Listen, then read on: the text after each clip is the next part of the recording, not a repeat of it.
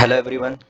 So today we will see few C++ basic programs on five different coding questions we are going to solve.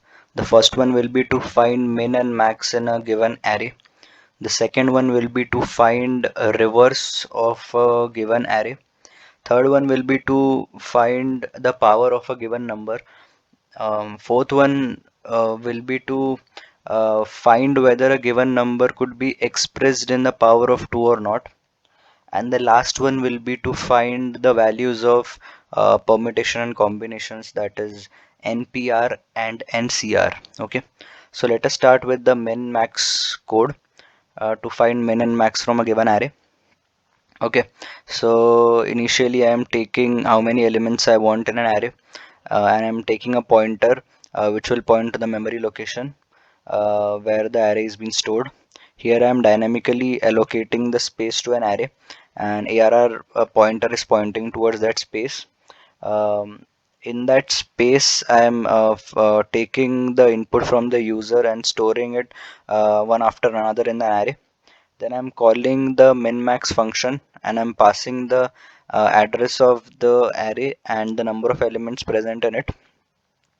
Then in this min-max function, I am passing a pointer which will hold the which will point to the memory location, and the number of elements will be present in the num variable. Okay, so initially I will declare two variables. First is the maximum and the second is the minimum one. The maximum one will contain the value of the um, minimum element possible in an integer. Okay, so we will get that value by using int min, and in the minimum variable, minimum named variable, we will store the value of the maximum int possible. Okay, so that will we will get it by writing int max. Okay, why we are doing so? We are doing so because in an array we want to replace those maximum elements, okay, with our current maximum in an array, or replace the minimum element with the current minimum in the array. Okay, and for that to happen, we need opposites over there. For maximum we need minimum, and for minimum we need maximum. Only then we can replace those values. Okay, so after entering the for loop, we are checking one by one in an array, starting from the zeroth index of the array to the ending index of the array. We are checking whole of the array. Okay, and we are comparing each index on each index of that array, whether that particular element is greater than maximum or less than maximum.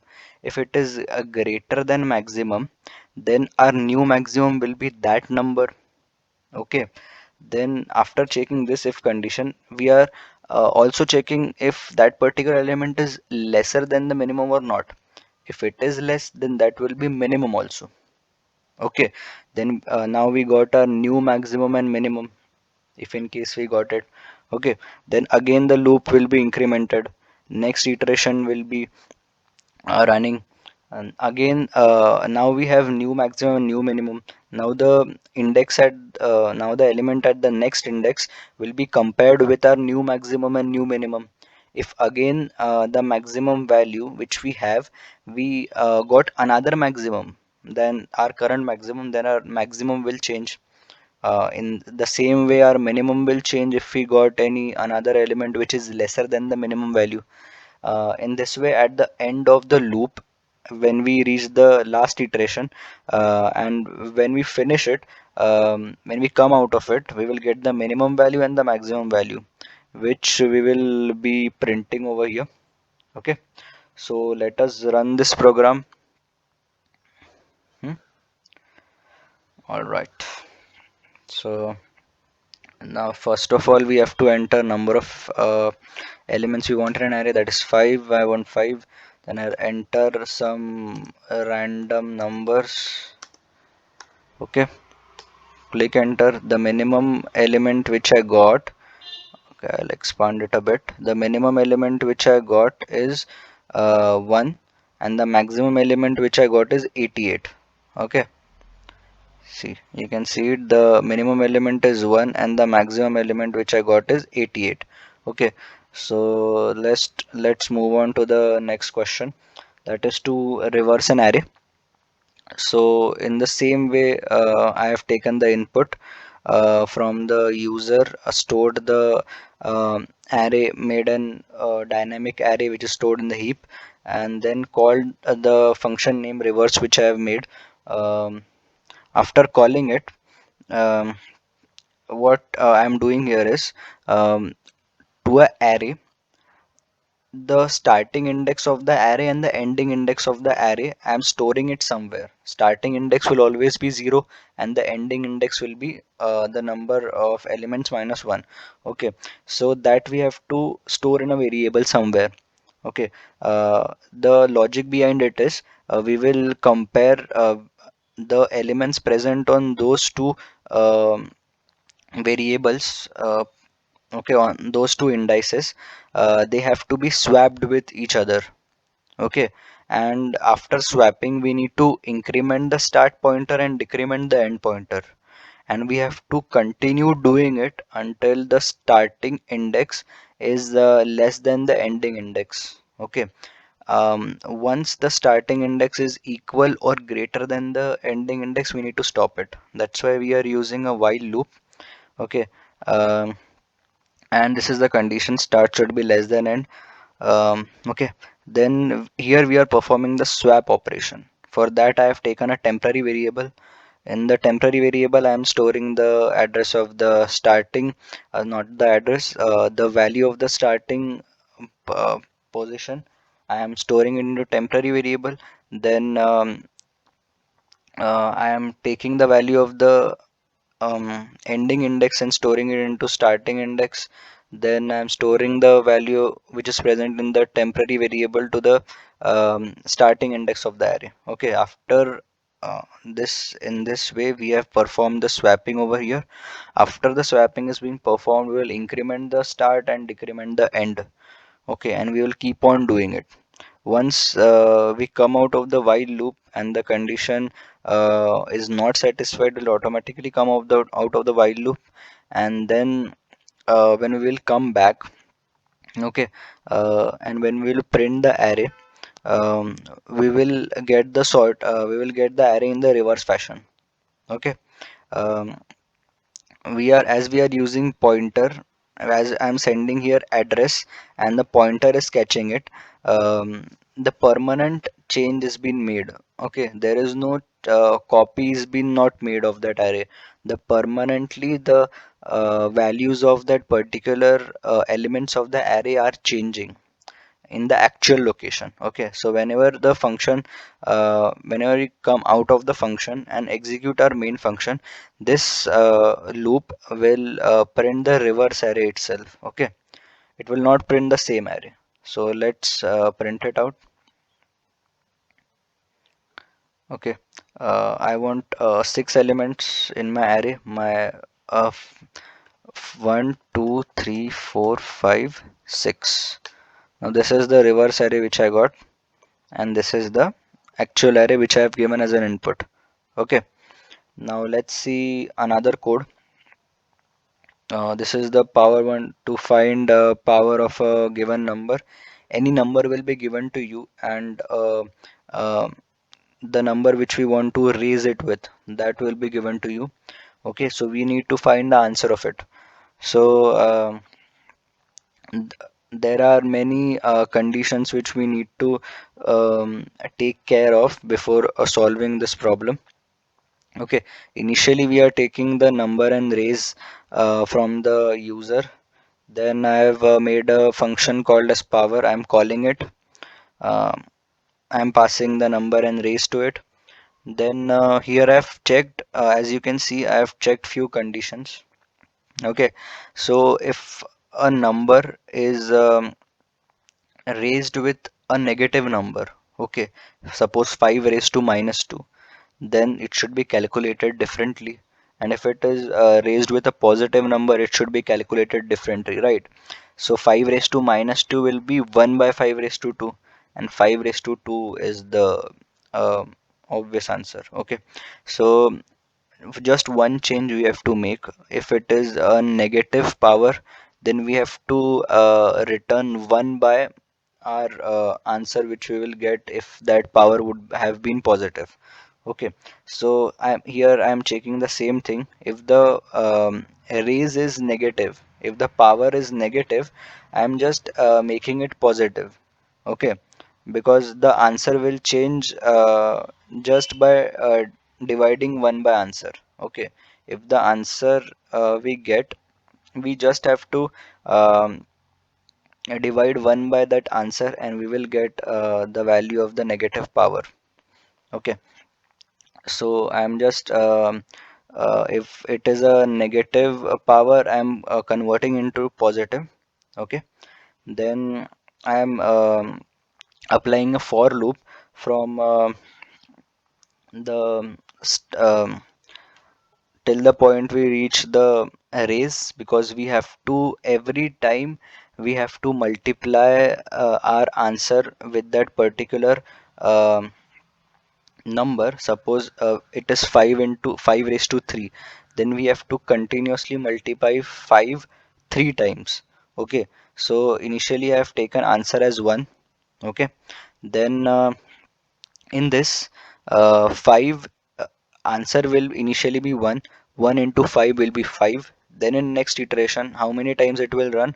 It will run as the raise is 3, it will run for 0 1 2 3 times it will run. Okay, so first time in the first iteration we will get answer as 5. In the second iteration answer will be 5 and again 5 will be multiplied.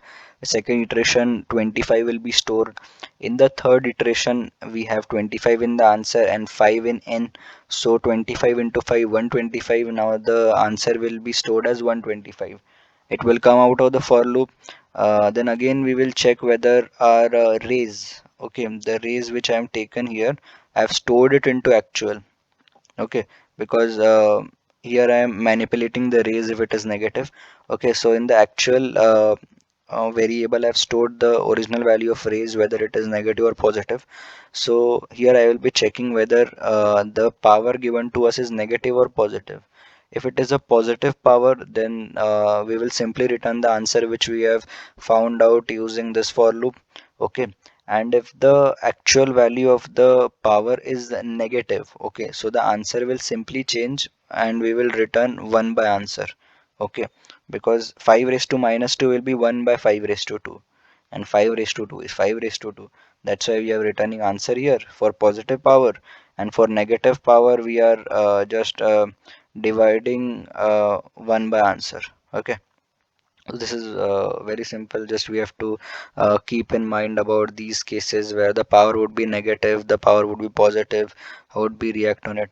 Okay, so these are all simple things we have to keep in mind, um, because interviewer may ask you about this. Okay, you just don't have to consider that the power will be positive only. You have to think in all approaches possible.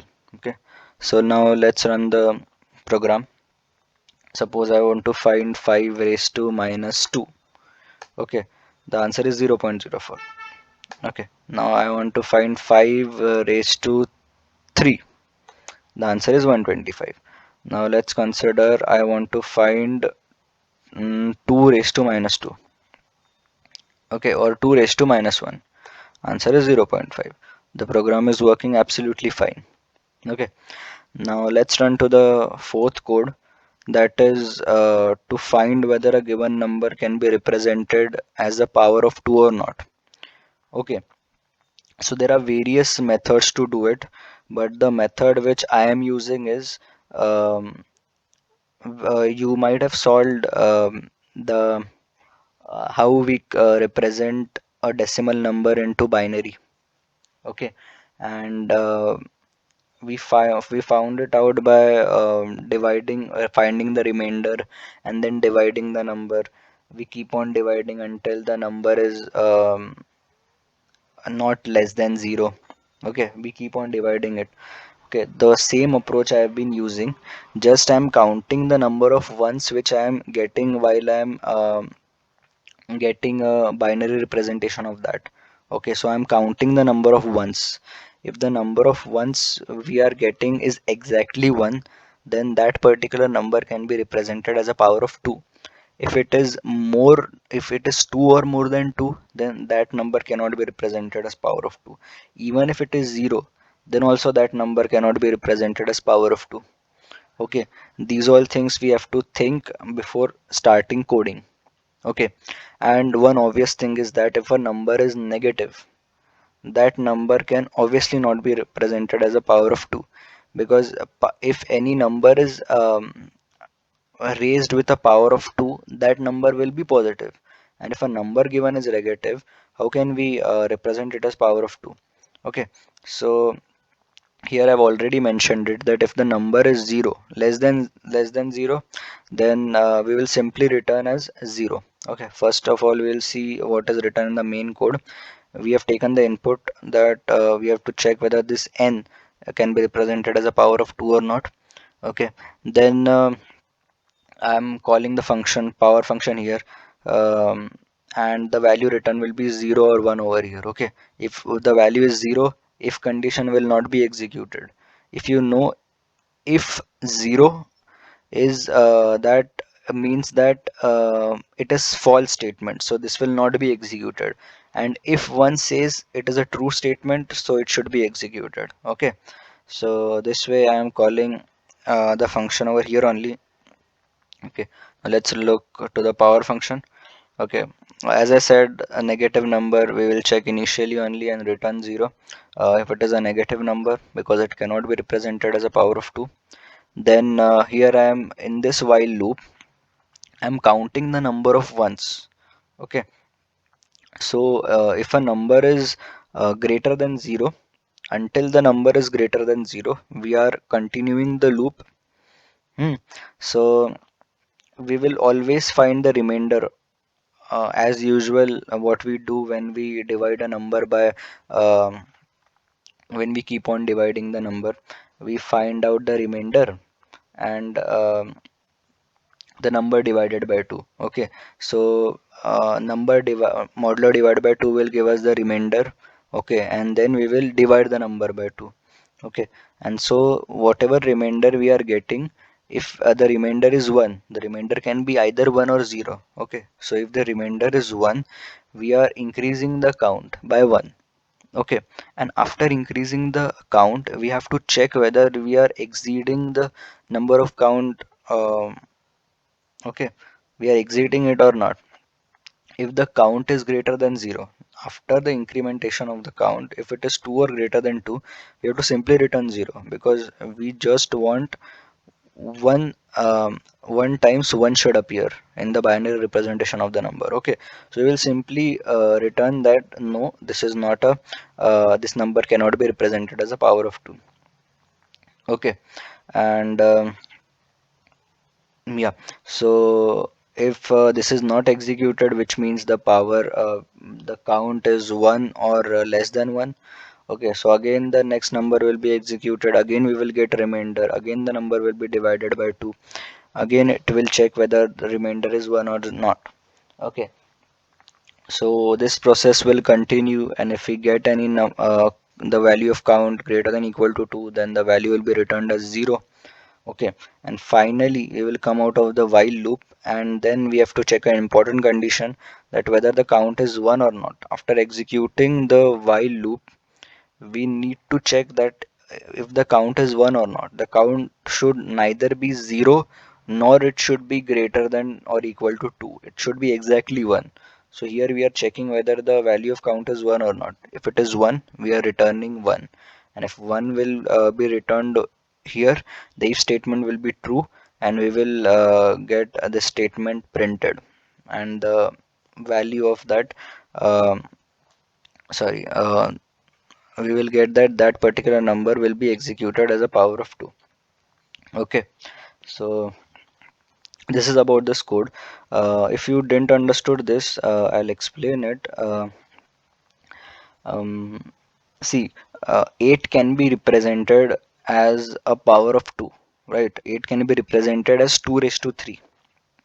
So how can we check it using binary? I have said that only once the number 1 should appear, in the binary representation of that number. Okay, so if you consider 8 binary, it can be presented as 1 0 0 0.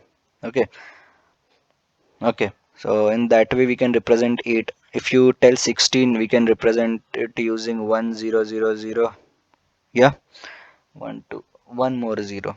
Okay, uh, likewise if we say 15, or if we say 7, to represent 7 we need triple ones. We rejected there itself. We'll okay, so in this way you have to make observations. You will find some solutions into it. Okay, so this is one of the method. There are many methods through which we can solve this question. Okay, so this is the method which I have used. Now let us run the code. Here below I am running the code. Okay, so I'll put 6. 6 is not a power of 2. Then again I'll run 4. 4 is a power of 2. Now I'll run 89. One second. I'll run 88. 88 is not a power of 2. Now I'll run 128.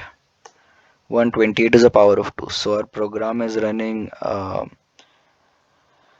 good, fine, it's running perfectly. Okay, so now let's look about our last code for today. This is the code on factorial. Basically, you will learn about factorial here. Um, how a function is being called repeatedly and how much time it will save. You will time and space it will save over here. You will learn about it.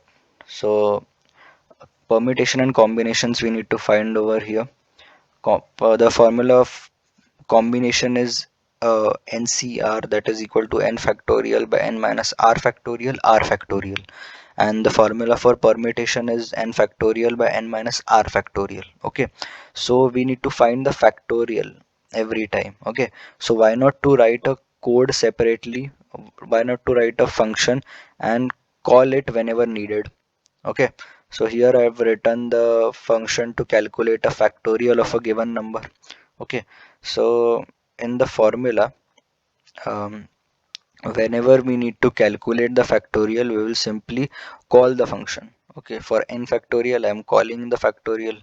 For n minus r factorial, I am again calling. For r factorial, I am again calling. Same goes for the permutation part. Okay, so let's see how the factorial function has been written.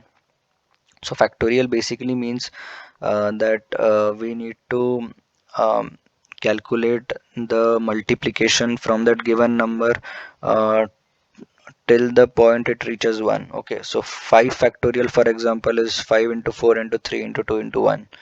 In this way we need to calculate the factorial and return the answer to the calling function.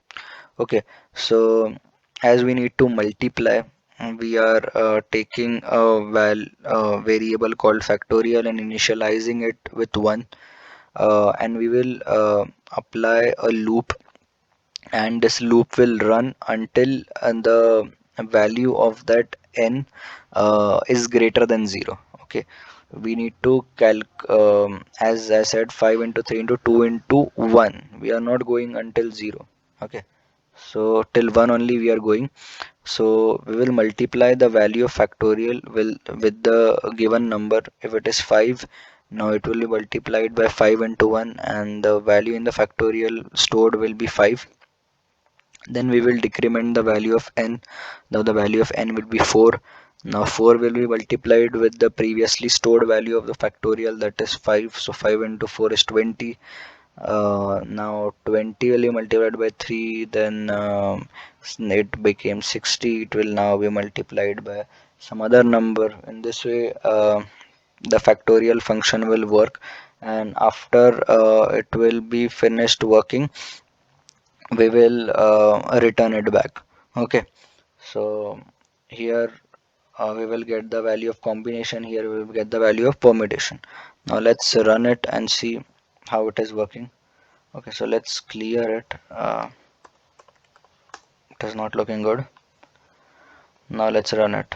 Okay, 5 N is equal to 5 and R is equal NCR. Okay, R is equal to 2. So NCR we got as 10 and NPR we got as 20. You can cross verify it. Okay, let's take one more example. N is 4 and N is 7 and R is 4. Okay, NCR is 35, NPR is 840. Okay, so today we solve 5 codes. I hope you understood these basic programs on C++. Only if your basic concepts are clear, then only you would be able to grasp the concepts very well in the upcoming videos. So brush up your concepts, learn more and more things, explore different concepts in C++, which will help you code better in the upcoming DSA series. So stay tuned with my videos. That's it for today, and thanks for watching, and bye bye.